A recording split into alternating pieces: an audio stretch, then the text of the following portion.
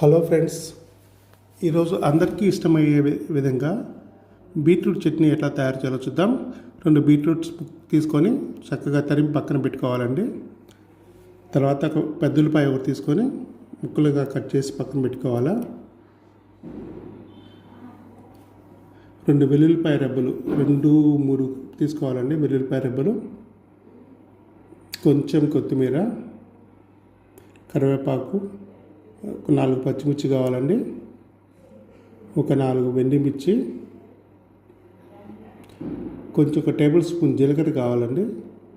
తీసుకొని ఇవన్నీ రెడీగా పెట్టుకొని ఒక బాండీలో 4 టేబుల్ స్పూన్ ఆయిల్ వేసుకొని, బాండీ వేడి అయిన తర్వాత 4 టేబుల్ స్పూన్ ఆయిల్ వేసుకొని తాలింపు వేసుకోవాలండి. ఈ బీట్రూట్ చట్నీ చాలా టేస్టీగా ఉంటుందండి. చాలామంది చేయరు, కానీ చేస్తే చాలా బాగుంటుంది. ఒకసారి తిన్న తర్వాత మీరు వదిలిపెట్టరు. ప్లీజ్ సబ్స్క్రైబ్ ది ఛానల్ అండి. మీరు సబ్స్క్రైబ్ చేస్తే మరిన్ని వీడియోస్ చేయడానికి మాకు ఇంట్రెస్ట్ ఉంటుంది. చూసారా, జీలకర్ర వేసిన తర్వాత 2 తాలింపుల గింజలు వేసాము.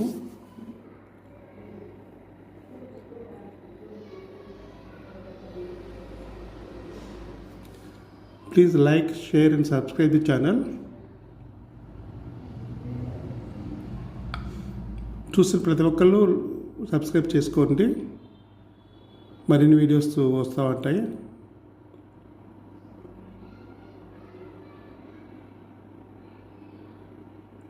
తర్వాత 4 వెల్లుల్లి రెబ్బలు వేసుకున్నామండి. చక్కగా అన్ని వైపులా సమానంగా ఫ్రై అయ్యే విధంగా బాండీని అలా తిప్పుకుంటే ఈవెన్గా ఫ్రై అవుతాయండి తాలింపు గింజలు కానీ. తర్వాత 2 ఎండుమిర్చి వేసాము.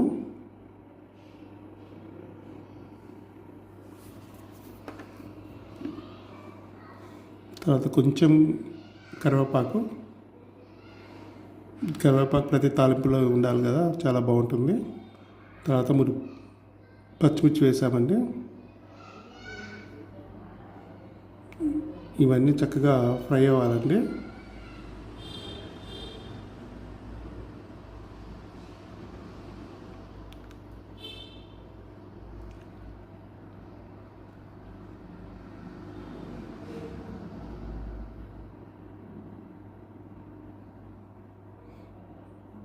తర్వాత ఇవి మనం కట్ చేసినటువంటి బీట్రూట్ ముక్కలు ఉన్నాయి కదా, అవి వేసుకోవాలా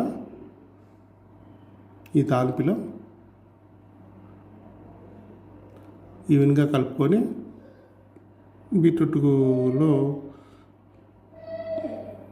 అవి కూడా చక్కగా ఆయిల్లో ఫ్రై అయిపోవాలండి.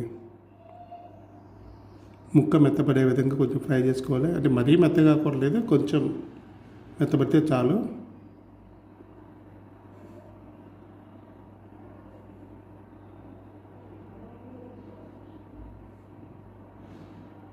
కొంచెం చింతపండు వేసుకుంటే టేస్ట్ వస్తుందండి.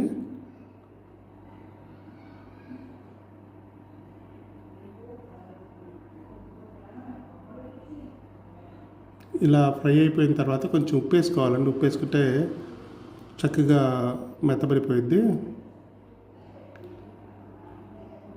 తొందరగా మెత్తబడిపోయిద్ది ముక్క.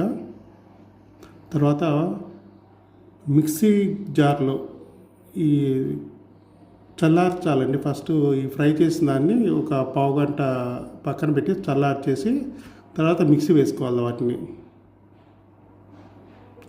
చల్లారకుండా మిక్సీ వేయొద్దండి. పక్కన తర్వాత కావాల్సినంత ఉప్పు వేసుకోండి, టేస్ట్కి సరిపడా.